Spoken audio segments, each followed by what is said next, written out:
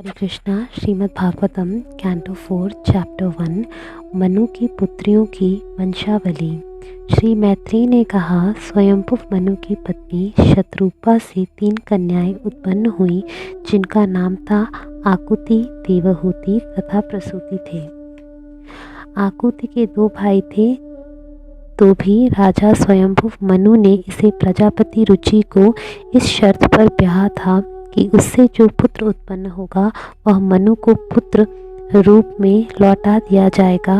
उसने अपनी पत्नी शतरूपा के परामर्श से ऐसा किया था।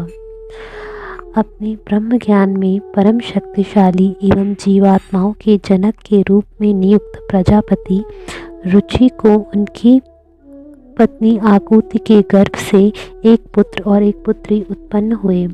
आकुति से उत्पन्न दोनों संतानों में से एक अर्थात बालक तो प्रत्यक्ष पूर्ण पुरुषोत्तम भगवान का अवतार था और उसका नाम था यज्ञ, जो भगवान विष्णु का ही दूसरा नाम है। बालिका संपत्ति की देवी भगवान विष्णु की प्रिया शाश्वत लक्ष्मी की अंश अवतार थी। स्वयंभुव मनु परम प्रसन्नता पूर्वक यज्ञ नामक सुंदर बालक को अपने घर ले आए और उनके जमाता रुचि ने पुत्री दक्षिणा को अपने पास रखा। यज्ञों के स्वामी भगवान ने बाद में दक्षिणा के साथ विवाह कर लिया, जो पूर्ण पुरुषोत्तम भगवान को अपने पति रूप में प्राप्त करने के लिए परम इच्छुक थी। उनकी पत्नी ने उन्हें 12 पुत्र प्राप्त हुए। यज्ञ तथा दक्षिणा के 12 पुत्रों के नाम थे तोष, प्रतोष, संतोष, भद्र, शांति, ईड, संस्पति, इद्म, कवि, विभु, स्वर्ण, सुदेव तथा लोचन। स्वयंभुव मनु के काल में ही से ये सभी पुत्र देवता हो गए, जिन्हें संयुक्त रूप से तुषित कहा जाता है। मरीचि सप्त ऋषियों के प्रधान बन गए और यज्ञ देवताओं के राजा इंद्र बन गए। स्वयंभुव मनु के दोनों पुत्र प्रियव्रत और उत्तानपाद अत्यंत शक्तिशाली राजा हुए और उनके पुत्र तथा पौत्र उस काल में तीनों लोकों में फैल गए। हे पुत्र, स्वयंभुव मनु ने अपनी परम प्रिय कन्या देवहूति को कर्दम मुनि को प्रदान किया। मैं इनके संबंध में तुम्हें पहले ही बता चुका हूँ और तुम्हें उनके विषय में प्रायः पूरी तरह सुन चुके हो। स्वयंभुव मनु ने प्रसूति नामक अपनी कन्या ब्रह्मा के पुत्र दक्ष को दे दी, जो प्रजापतियों में से एक थे। दक्ष के वंशज तीनों लोकों में फैले हुए हैं। मैं तुम्हें कर्दम मुनि की 9 कन्याओं के विषय में पहले ही बतला चुका हूँ कि वे 9 विभिन्न ऋषियों को सौंप दी गई थी। अब मैं इन 9 कन्याओं की संतानों का वर्णन करूँगा, तुम मुझसे उनके विषय में सुनो। पत्नी कर्दम मुनि की पुत्री कला का ब्याह मारीचि से हुआ, जिससे 2 संतानें हुई, जिनके नाम थे कश्यप तथा पूर्णिमा। इनकी संतानें सारे विश्व में फैल गईं। हे विदुर, कश्यप तथा पूर्णिमा नामक 2 संतानों में से पूर्णिमा के 3 संतानें उत्पन्न हुई, जिनके नाम विरज, विश्वक तथा देवकुल्या थे। इन तीनों में से देवकुल्या श्री भगवान के चरण कमलों को धोने वाला जल थी, जो बाद में स्वर्गलोक की गंगा में बदल गई। अत्रि मुनि की पत्नी अनुसुईया ने 3 सुप्रसिद्ध पुत्र उत्पन्न किए। ये हैं सोम, दत्तात्रेय तथा दुर्वासा, जो भगवान ब्रह्मा, विष्णु तथा शिव के अंश अवतार थे। सोम ब्रह्मा के, दत्तात्रेय भगवान विष्णु के तथा दुर्वासा शिवजी के अंश प्रतिनिधि स्वरूप थे। यह सुनकर विदुर ने मैत्रेय से पूछा, हे गुरु, ब्रह्मा, विष्णु तथा शिव, जो संपूर्ण सृष्टि के सृष्टा, पालक तथा संहारक हैं, अत्रि मुनि की पत्नी से किस प्रकार उत्पन्न हुए? मैत्रेय ने कहा, अनुसुईया से विवाह कर लेने के बाद जब अत्रि मुनि को ब्रह्मा ने वंश चलाने के लिए आदेश दिया, तो वे अपनी पत्नी के साथ कठोर तपस्या के लिए ऋषभ नामक पर्वत की घाटी में गए। उस पर्वत घाटी में निर्विघ्नता नामक नदी बहती थी। इस नदी के तट पर अनेक अशोक के वृक्ष तथा पलाश पुष्पों से लदे अन्य पौधे थे। वहाँ झरने से बहते हुए जल की मधुर ध्वनि सुनाई पड़ती रहती है। वे पति तथा पत्नी ऐसे सुरभ्य स्थान में पहुँचे। वहाँ पर मुनि ने यौगिक प्राणायाम के द्वारा अपने मन को स्थिर किया और फिर समस्त आसक्ति पर संयम करते हुए बिना भोजन खाए केवल वायु का सेवन करते रहे और 100 वर्ष तक पांव पड़ खड़े रहे। वे मन ही मन सोच रहे थे कि जो संपूर्ण जगत के स्वामी हैं और मैं जिनकी शरण में आया हूँ, वे प्रसन्न होकर मुझे अपने ही समान पुत्र प्रदान करें। जब अत्रि मुनि गहन तप साधना कर रहे थे तो उनके प्राणायाम के कारण उनके शरीर में एक प्रज्वलित अग्नि उत्पन्न हुई, जिससे तीनों लोकों के 3 प्रमुख देवों ने देखा। उस समय ये तीनों देव स्वर्गलोक के वासियों तथा अप्सराओं, गंधर्वों, सिंधों, विद्याधरों तथा नागों समेत अत्रि के आश्रम पहुँचे। उस प्रकार वे उस मुनि के आश्रम में प्रविष्ट हुए जो उनकी तपस्या के कारण विख्यात हो चुका था। मुनि एक पैर पर खड़े थे, किंतु उन्होंने ज्यों ही देखा कि तीनों देव उनके समक्ष प्रकट हुए हैं तो वो उन्हें देखकर इतने हर्षित हुए कि अत्यंत कष्ट होते हुए भी वे एक ही पांव से उनके निकट पहुँचे। तत्पश्चात उन्होंने उन तीनों देवों की स्तुति की जो अपने अपने वाहनों बैल, हंस तथा गरुड़ पर सवार थे और अपने हाथों में डमरू, कुश तथा चक्र धारण किए थे। मुनि ने भूमि पर गिरकर उन्हें दंडवत प्रणाम किया। अत्रि मुनि यह देखकर अत्यधिक प्रमुदित हुए कि तीनों देव उन पर कृपालु हैं। उनके नेत्र उन देवों के शरीर के तेज से चकाचौंध हो गए, अतः उन्होंने कुछ समय के लिए अपने आँखें मूंद लीं, किंतु पहले से उनका हृदय इन देवों के प्रति आकृष्ट था। अतः जिस प्रकार उन्होंने होश संभाला और वे हाथ जोड़कर ब्रह्मांड के प्रमुख अधिकाष्ठा देवों की मधुर शब्दों से स्तुति करने लगे। अत्रि मुनि ने कहा, हे ब्रह्मा, हे विष्णु तथा हे शिव, आपने भौतिक प्रकृति के तीनों गुणों को अंगीकार करके अपने को 3 शरीरों में विभक्त कर लिया है। जैसा कि आप प्रत्येक कल्प में दृश्य जगत की उत्पत्ति, पालन तथा संहार के लिए करते आए हैं, मैं आप तीनों को सादर नमस्कार करता हूँ और मैं जानना चाहता हूँ कि मैंने अपनी प्रार्थना में आप में से किसको बुलाया था। मैंने तो पूर्ण पुरुषोत्तम भगवान के ही समान पुत्र की इच्छा से उन्हीं का आवाहन किया था और मैंने उन्हीं का चिंतन किया था। यद्यपि वे मनुष्य की मानसिक कल्पना से परे हैं, किंतु आप तीनों यहाँ पर उपस्थित हुए हैं। कृपया मुझे बताएं कि आप यहाँ कैसे आए, क्योंकि मैं इसके विषय में अत्यधिक मोहग्रस्त हूँ। मैत्रेय महामुनि ने कहा। अत्रि मुनि को इस प्रकार बोलते सुनकर तीनों महान देव मुस्कुराए और उन्होंने मृदुवाणी में इस प्रकार उत्तर दिया। तीनों देवताओं ने अत्रि मुनि से कहा, हे ब्राह्मण, तुम अपने संकल्प में पूर्ण हो, अतः तुमने जो कुछ निश्चित कर रखा है वही होगा, उससे विपरीत नहीं होगा। हम सब वे ही पुरुष हैं जिनका तुमने ध्यान किया है और इसलिए हम सब तुम्हारे पास आए हैं। हे मुनिवर, हमारी शक्ति के अंश स्वरूप तुम्हारे पुत्र उत्पन्न होंगे और हम तुम्हारे कल्याण के कामी हैं, अतः वे पुत्र तुम्हारे यश का संसार भर में विस्तार करेंगे। इस प्रकार उस युगल को देखते ही देखते तीनों देवता ब्रह्मा, विष्णु तथा महेश्वर अत्रि मुनि को वर देकर उस स्थान से ओझल हो गए।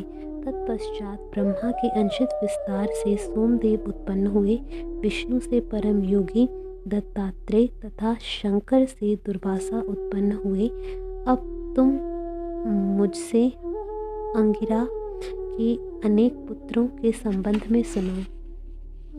अंगिरा की पत्नी श्रद्धा ने 4 कन्याओं को जन्म दिया, जिनके नाम सिनिवाली, कुहू, राका तथा अनुमति थे।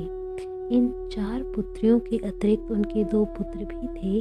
उनमें से एक उथय कहलाया तथा दूसरा महान विद्वान बृहस्पति था।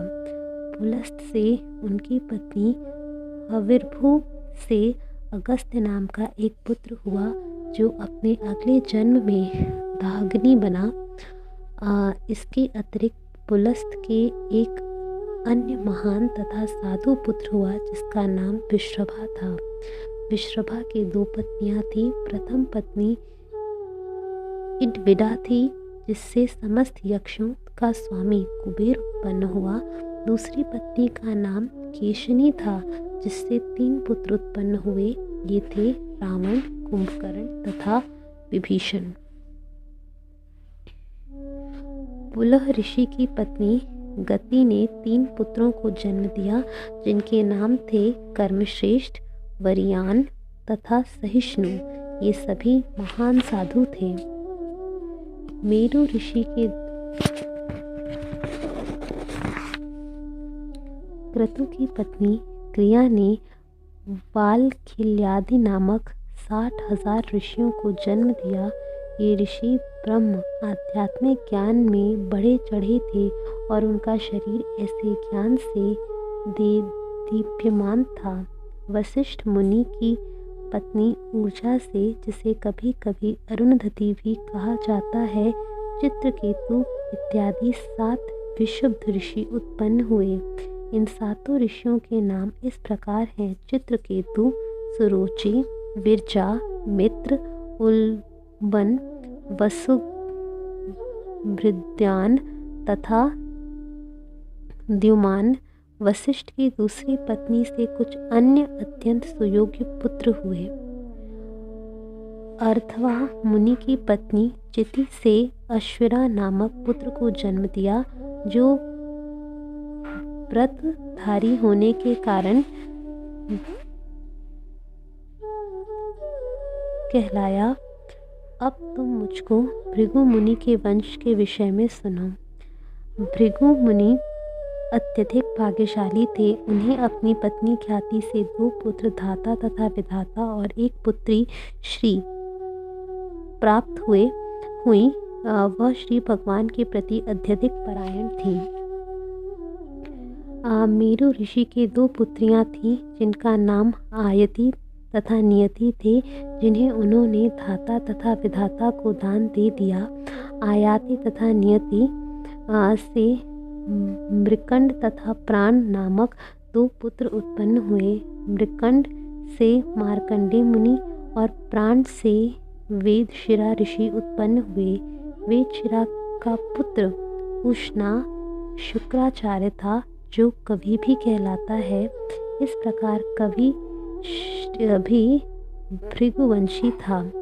हे विदुर, इस प्रकार इन मुनियों तथा कर्दम की पुत्रियों की संतानों से विश्व की जनसंख्या बढ़ी। जो कोई श्रद्धा पूर्वक इस वंश के आख्यान को सुनता है वह समस्त पाप बंधनों से छूट जाता है। मनु की अन्य कन्याओं में से प्रसूति ने ब्रह्मा के पुत्र दक्ष से विवाह किया। दक्ष ने अपनी पत्नी प्रसूति से 16 कमल नयनी सुंदरी कन्याएं उत्पन्न की। इन 16 कन्याओं में से 13 धर्म को और 1 अग्नि को पत्नी रूप में प्रदान की गई। शेष 2 कन्याओं में से एक पितृलोक को दान दे दी गई जहाँ प्रेम पूर्वक वह रह रही हैं, और दूसरी कन्या भवबंधन से समस्त पापियों के उद्धारक शिवजी को दी गई। दक्ष ने धर्म को जिन 13 कन्याओं को दिया उनके नाम थे श्रद्धा, मैत्री, दया, शांति, तुष्टि, पुष्टि, क्रिया, उन्नति, बुद्धि, मेधा, तितिक्षा, प्री तथा मूर्ति।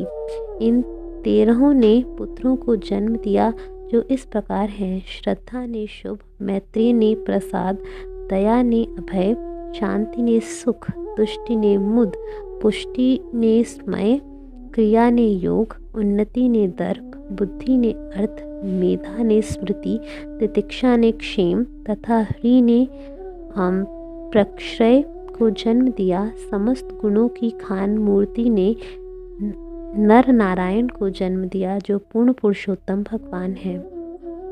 नर नारायण के जन्म के अवसर पर समस्त विश्व आनंदित था। प्रत्येक का मन शांत था और इस प्रकार समस्त दिशाओं में वायु, नदियाँ तथा पर्वत मनोहर लगने लगे। स्वर्ग लोक में बाजे बजने लगे और आकाश में पुष्प बरसने लगे। प्रसन्न मुनि वैदिक स्तुतियों का उच्चारण करने लगे।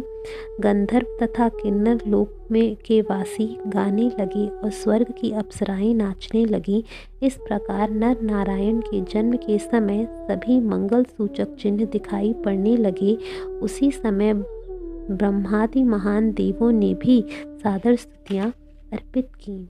देवताओं ने कहा, हम उस दिव्य रूप भगवान को नमस्कार करते हैं जिन्होंने इस दृश्य जगत की सृष्टि अपनी बहिरंगा शक्ति के रूप में की है, जो उनमें उसी प्रकार स्थित हैं जिस प्रकार वायु तथा बादल आकाश में रहते हैं और जो अब धर्म के घर में नर नारायण ऋषि के रूप में प्रकट हुए हैं।